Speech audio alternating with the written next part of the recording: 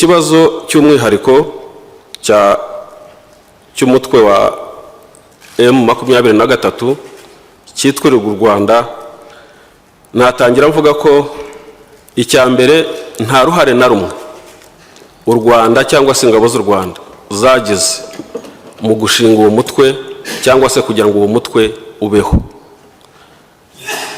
Nta ruhare na rumwe ingabo z'u Rwanda zagize cyangwa se u Rwanda rwagize kugira ngo uwo mutwe ukomeze kubaho. Icyo ni ikibazo nicyo tugomba guheraho. Ikibazo kikaza kuba kubera iki, ni impamvu ki, zituruka he kugira ngo umutwe ukomeze kwitirirwa u Rwanda. Abakomeza kwitirira u Rwanda icyo kibazo cy'umutwe wa 23 harimo ibice byinshi cyane. Harimo ibihugu by'i Burayi, harimo inzego bikoresha cyangwa imitwe bikoresha nka UN Group of Experts, imiryango itegamiye kuri leta nka Human Rights Watch, umuryango ingabo za Loni zitwa MONUSCO ziba hakurya hariya, bishingiye ku nyungu zabo bwite nk'uko Minister wa Foreign Affairs yabivuze. Ndagira ngo nsubire ku mateka y'iki kibazo nerekana n'impamvu u Rwanda rudakwiye kwitirirwa kiriya kibazo. Badepite b'abasenateri, muribuka ko mu 2009 u Rwanda rwafashe intambwe ya mbere rugarura umubano na DRC, igihe twafatanyaga ingabo, tugahuza ingabo mu cyiswe umoja wetu, tugafatanya gufatira imitwe yose yarwanyaga guverinoma ya Congo, ariyo yitwaga CNDP, harimo na za Pareko n'izindi grupu zigeze muri 10 za Mayimayi, tukazifata tukazivanga mu ngabo za Congo zikahinduka ingabo za Congo. Icyo gikorwa niba mwibuka neza cyari igikorwa cy'ingirakamaro kubera ko hagarutse umubano hagati y'u Rwanda na Congo, ambasade zirafungurwa, ba perezida barahura, haba Goma, haba Kinshasa ni Kigali hano, ibintu bigenda neza. Ariko mwibuke ko aya mahanga tuvuga, aba bose basakuza bavuga ko u Rwanda ruri mu gihugu cya Congo, nta n'umwe wigeze ashima icyo gikorwa. Utarakinenze yaranumye araceceka. Icyo ni ikigaragaza ibyaba binihisha inyuma y'ibi birego turegwa uyu munsi. Igikorwa nk'icyo kiza nta wigeze akidushimira cyangwa se yumva ko ari igikorwa cy'ingirakamaro. Kuva icyo gihe muri defense na security u Rwanda na Congo byakoranye neza cyane, kuko icyo gihe amayira yarafungutse yo kugira ngo u Rwanda cyangwa ingabo z'u Rwanda zikorane n'iza Congo kugira ngo duhashye FDLR, ari cyo kibazo shingiro cy'umutekano muke kiba muri aka karere cyane cyane hagati y'u Rwanda na Congo. Kuva 2009 twakora operation ya umoja wetu ku rwego rw'ingabo na security, hamaze kuba inama zirenze kugeza ku 2012 hamaze kuba inama zirenze 15 hagati ya institutions za defense n'iza security zigera ku bintu bifatika bikurikira. Ubwo ndavuga mbere y'iki kibazo cya M23 mbere yuko gitangira. Nyuma y'2009 twashyizeho hagati yacu na Congo umutwe witwa Joint Intelligence Team, urwego ruhuriweho n'abantu biperereza hagati y'u Rwanda na Congo, rukorera i Goma, rukajya ruhana amakuru ku bintu byose byazana umutekano muke hagati y'u Rwanda na Congo, ruhana amakuru ku buryo interahamwe FDLR zigerageza guhungabanya umutekano. Urwo rwego rwagumye igoma kuva 2009 kugera uyu munsi, ntabwo rwigeze ruvayo rukorana na guverinoma ya Congo. Sinibaza ko abantu bashobora gukorana muri urwo rwego rw'iperereza bari hamwe bashobora gutera abandi cyangwa ngo babagirire nabi. Ni ibintu bitumvikana. Hari ibintu abatanga ibirego bose birengagiza bikwiye gusesengurwa. Uru rwego rwa Joint Intelligence Team nirwo rwaje kubakirwaho mu 2011 mu kwezi kwa 9 mu nama ya Defense na Security yabereye i Kigali hano, igize ibihugu bigize umuryango w'ibiyaga bigari 11. Twagura iyi timu ya intelligence ijyamo n'ibyo bihugu byose, yitwa Intelligence Fusion Cell. Iyo Intelligence Fusion Cell iracyari igoma, irahakorera no muri bibazo byose irahari, ishinzwe gukusanya amakuru ajyanye n'ibibazo by'umutekano, iri mu bihugu 11. Iyo Joint Intelligence Fusion Cell ntabwo irigera irego Rwanda kandi ari ishinzwe gushaka amakuru. Hashyizweho mu bwumvikane bwacu na guverinoma ya Congo umutwe y'abasirikare bihariye yitwa Special Forces, abasirikare 250 b'u Rwanda n'abasirikare bangana nabo ba Congo barajyana bajya muri Congo barahakorera kuva 2011. Bagumayo bahashya FDLR ku buryo akarere barimo ka Rucuru umutekano waragarutse, bigaragarira buri muntu wese n'aya mahanga na MONUSCO ihari barabibonaga ko umutekano wagarutse hariya. M23 yatangiye abo basirikare bacu ba Special Force bavanze n'abakongo babana muri defense imwe babana. Twarezwe ko dufasha M23 tubana n'abasirikare ba Congo muri ako karere ka Rucuru dufatanya kurwanya FDLR. Abo basirikare baje kuvayo mubizi, byaragaragaye ngira ngo mu kwezi kwa 8 nibwo bavuyeyo kumugaragara. Ibibazo bimaze kuba byinshi, birego bimaze kuba byinshi, dusanga ntacyo bimaze kugumayo. Bavayo baherekejwe, banazana n'ingabo za Congo bafatanyaga, batandukanira hariya ku mupaka, baraherekezwa n'ingabo za Congo zibageza ku mupaka zibasezeraho. Ntabwo waba urwana n'igihugu ngo mujye mu bikorwa bimeze gutyo. Ibyo byose ni ibintu tugomba kuzirikana no gusobanukirwa. Kuva icyo gihe 2009 kugeza 2012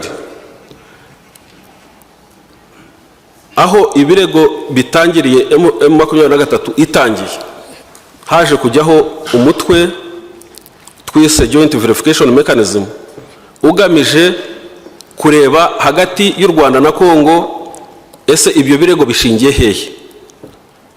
Uwo mutwe wabaye muri Congo muri ibi bihe byose, M23 irwanira hariya n'ubu uracyahari.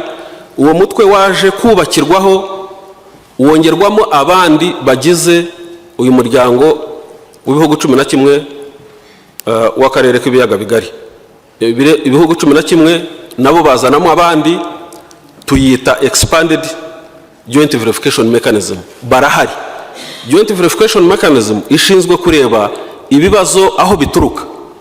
Ntabwo Joint Verification Mechanism irimo ibihugu 11 harimo n'u Rwanda na Congo, n'ibihugu byose 11 ntabwo urigera urego Rwanda n'umunsi n'umwe muri raporo utanga. Ubwo tugomba kumenya izo raporo zituruka he, zica he, zishingiye he.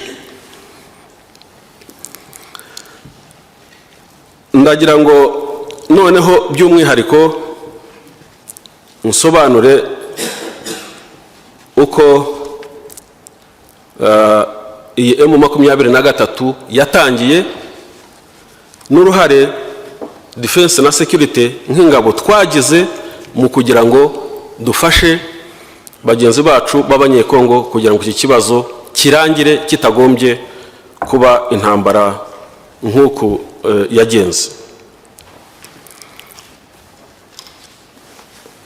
itariki 5 z'ukwa kabiri muri uyu mwaka w'ibihumbi 2012 leta ya Congo yohereje hano mu Rwanda intumwa zo kugira ngo tubafashe mu bibazo bafite bibareba bibera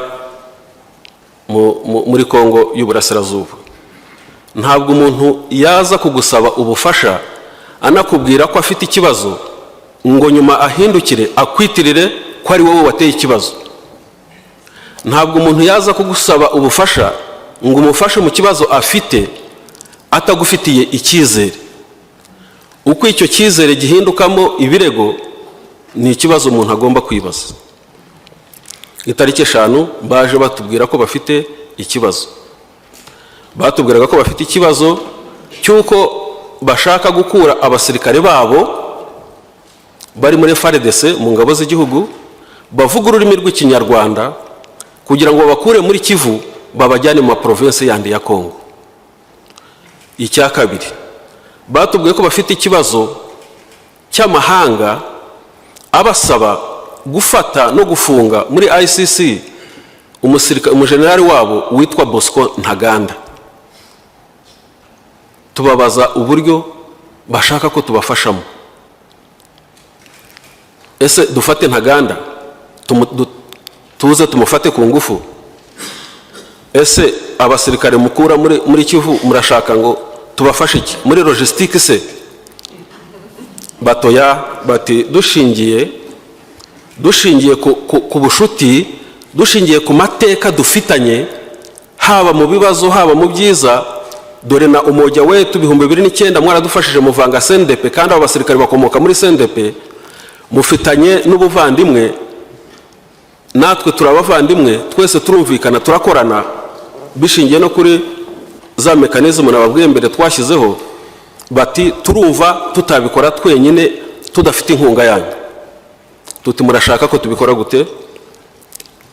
Tuti mugende mu byikweho muzaze mutubwire. Itariki 30 z'ukwa gatatu 2012 baragaruka bati noneho twabyizeho, turashaka ko dufata bamwe muri bariya ba ofisiye dushaka bayobora abandi tukabazana Rubavu, tukaganira nabo tukabumvisha ko bagomba kwemera kuva muri Kivu bakajya ahandi. Uruhare rwanyu dukeneye kuko tuziranye ari mwe ari twe ari bo twakoranye muri izi gahunda zose z'umutekano, wenda n'umwongeraho ijwi ryanyu barabumva. Tuti nta kibazo, tuti mushyireho itariki. Bashyizeho itariki 8 z'ukwa 4 2012 bazana abo ba ofisiye, bazana Colonel Sultan Makenga ubone general ko twumva, bazana Colonel Zimurinda, bazana Colonel Faustin Muhindo, baza bari hamwe bambukana umupaka, tubakira bari hamwe. N'uwitwa Colonel Jean Claude Yave, n'uwitwa Karev ukuriye sécurité, n'uwitwa Colonel Diuro n'abandi. Baraza barambukana umupaka turabakira, tubaha umwanya baraganira hagati yabo. Bamaze kuganira hagati yabo twebwe tubagira inama. Mu byo baganiriye twasanze hari mu bwumvikane bukeya ndetse bushyira mu gushyamirana. Tubagira inama ko badakwiye gukoresha imbaraga, ahubwo inama tubagiriye yo kuganira no gukemura ibibazo bitararenga inkombe bakumvikana. Uruhande rumwe rwabo bahoze muri CNDP basabaga ko bafite ibibazo bumvikanyeho na guverinoma bitakemutse, ko badashobora kwemera kwimuka kuva muri Kivu. Bavuga muri bike make, ndavuga muri make, bavuga impunzi zabo zimaze imyaka irenze 10 n'indi zidataha kubera umutekano muke uba muri Kivu. Bati ntitwasiga imiryango yacu mu buhungiro ngo tujye mu yandi ma province. Urundi rugero rukomeye batanze, bavuze ko batizeye uko bafatwa n'itotezwa n'ihohoterwa mu ngabo bavanze nabo za Congo. Bati na hano muri Kivu aho tuvangiye baratuvangura, muratuvangura ntimutwemera. Bati n'urugero abasirikare 50 ngo babahaye mu 2010 ngo bibe urugero barebe ko bajya ahandi, ngo badiployinze ahantu hitwa Dungu mu majyaruguru ya Congo. Abo basirikare barayibagezeyo iryo joro bose barapfa. Guverinoma ngo ntigeze ikora nkete, ntigeze itanga raporo impamvu abo basirikare bishwe. Bati ntidushobora kuva muri Kivu. Tubona ibibazo bikomeye, tubagira inama tuti rero nimukoreshe inzira yo kumvikana. Tubereka impungenge z'inzira yo kurwana no gukoresha ingufu gukura bari abasirikare hari. Tubereka ko ari ibintu bidashoboka, tubereka ko natwe impungenge dufite. Icyo gihe twavuze ko tudashyikiye intambara, ko tutayemera nk'inzira yo gukemura ibibazo. Tubereka inzira yo kumvikana, tunemera ko tubafasha muri iyo nzira yo kumvikana kugeza igihe cyaho abasirikare wenda bazemerera bakagenda bakajya mu yandi ma province, ariko hatabayeho ibibazo by'intambara. Tubereka impungenge twari dufite z'uko iyo bagiye mu ntambara hagati yabo ubyungukiramo ari FDLR. Tuti twebwe twari tumaze gutera intambwe hagati y'u Rwanda na Congo nyuma yaho CNDP ivangiye muri guverinoma Pareko n'izindi mayimayi. Hari uburyo bwagiye nk'ubwo nababwiye bwa joint intelligence, bwa special forces zikorana, ku buryo nta kindi twari dukeneye muri Congo atari icyo, kuko interest zacu muri Congo n'umutekano, nta kindi. Nta yindi interest rero twari dufite yuko haba intambara hagati yabo bitwa M23 na Congo, kandi hari mechanism zikemura ikibazo cyacu. Ahubwo iyo ntambara ikaza ije kubyangiza. Tubereka uburyo iyo barwanye muri Congo y'Iburasirazuba FDLR ari ibyungukiramo, kuko irakoreshwa, yinjizwa mu mirwano, ikabona intwaro, nk'uko ndi bubisobanure namwe nk'uko mubyumva ubu ngubu. Ni nayo yabyungukiyemo. Icyo gihe inama twabagiriye itariki 8 z'ukwa kane ntabwo yakurikijwe. Bukeye bwaho imirwano yaratangiye. Imirwano itangiye ntabwo twarekeye aho nka defense na security gukorana n'abanyekongo. Hari inama nyinshi zagiye ziba. Itariki 2 z'ukwa gatanu inama ya chef d'état major bombi yabereye Rubavu. Itariki 3 z'ukwa gatanu inama y'abaminisitiri b'ingabo yabereye Rubavu. Itariki 12 z'ukwa gatanu inama y'abaminisitiri b'ingabo yarongeye ibera Rubavu. Muri iyi nama y'itariki 12 z'ukwa gatanu guverinoma ya Congo yadusabaga ikintu kimwe. Yaradusabye iti dore M23 irakomeye, irakomeza igira imbaraga, nimureke twongere tujyane muri Congo. Tujyane muri Congo nk'uko twajyanyemo 2009, mukadufasha gukemura ikibazo cya CNDP munafata nkunda. Nimureke twongere tujyanemo duhere Runyoni. Turabwira tuti se twebwe ahubwo twajyana muri Congo duhera Masisi ahari FDLR. Kuki mushaka ko buri gihe tuzahora duhera aho mufite ikibazo cyanyu? Iki kigomba kumvikana neza. Nta kuntu umuntu yaza kugusaba ngo ugende umukemurire ikibazo mu buryo bw'intambara